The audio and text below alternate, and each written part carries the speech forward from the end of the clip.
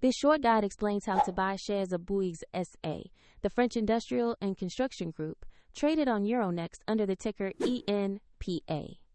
This is an educational walkthrough only and does not constitute financial advice.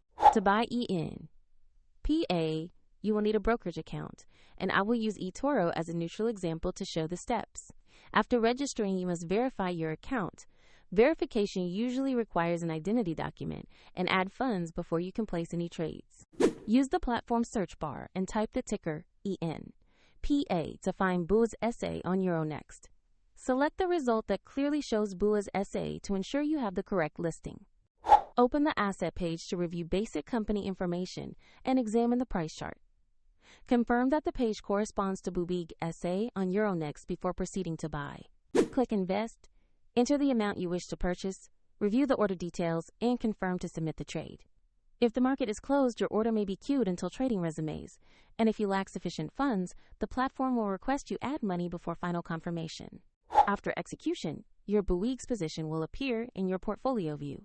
A link to eToro is provided in the description if you want to follow the same step-by-step process.